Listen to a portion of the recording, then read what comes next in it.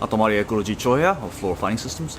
So today, this video is a little bit different. It's not instructional, but helpful tip advice for what I just experienced today. I'm still currently in Washington State, and there's one of my favorite parks that I love to just go for a run because it's beautiful. I mean, we got the bald eagles, as those of you on my Facebook know that I'll post the odd animals that I happen to meet while I'm just running and jogging.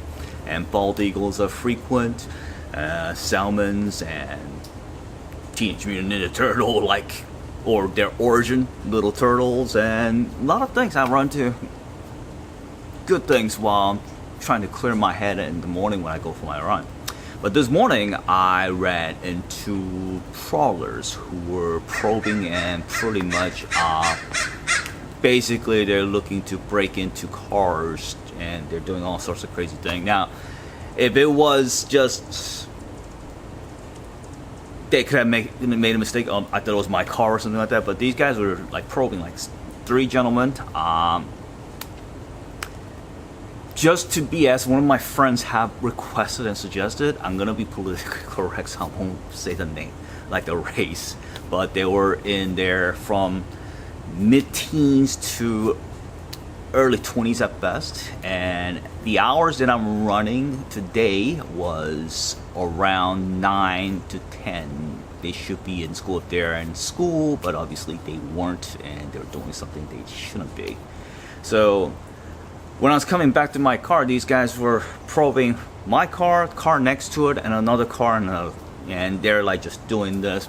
But when I turn typically my keys, for the unlocking my car, they got startled. They pretended to go into another car, then all of a sudden they bolted to another direction straight up as best as they could while they're staring at me.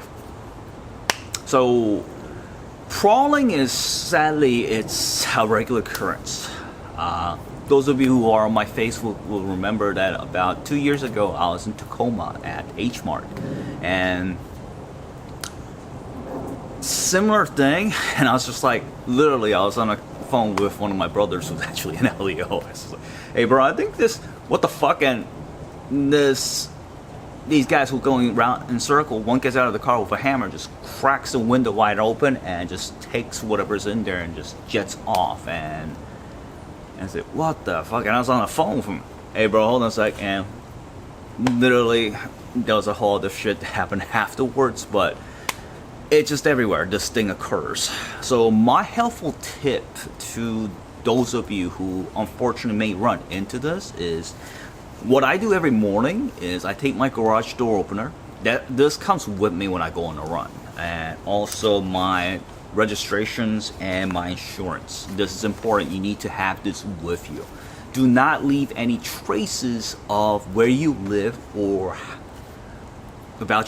reason important why this is important is about 2 months ago there was a gentleman who made the mistake of parking his car at SeaTac for extended duration of time.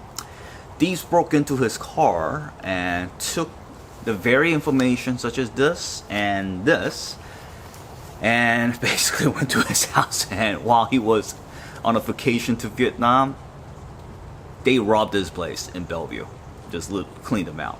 And not just once, but they did it multiple times to a degree where his neighbors thought, oh, he got back from his vacation earlier or something. But in hindsight, that's what you get.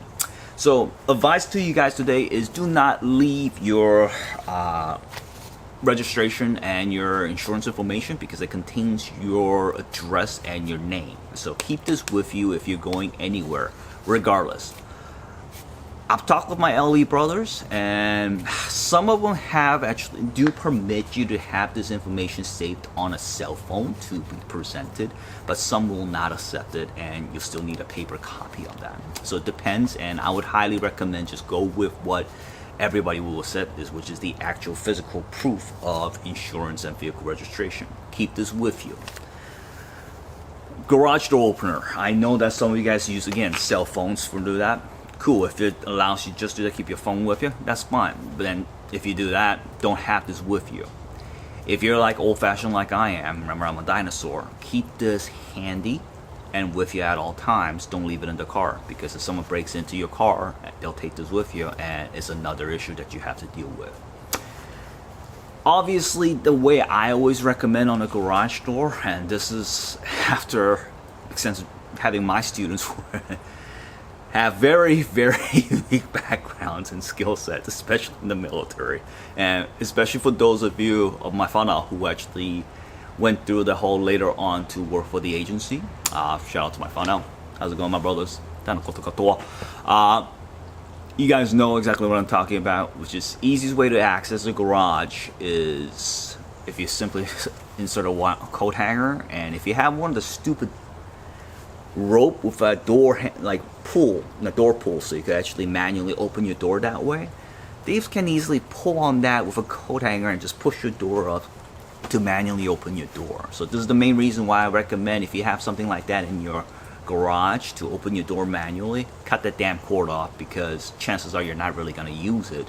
And if you really need to use it, you can always add a coat hanger to it and use it as manual later down the road.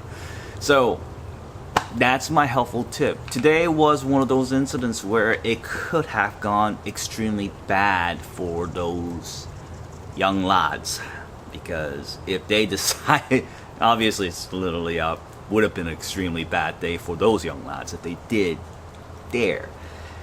Not always who dares wins. You have to understand that. It's just the right time and right place, or the wrong time and wrong place for those misguided individuals, because well, I would have got my stress out and a workout for the day if that did happen. So keep that in mind. Skill sets, if you do martial arts, that's awesome. If you practice self-defense, that's awesome. But problem is you have to have the appropriate skill sets and also the experience to execute in a moment's notice when shit happens. This is the main reason why there's a certain systems that I would recommend and certain systems that I'll tell you to avoid at all costs. Reactive system will most likely get your ass kicked and killed in situations like this. What you need in a system, what you need for modern day application is a proactive system where you see something and your reflex, reaction, speed, timing, everything flows in together like a very lucid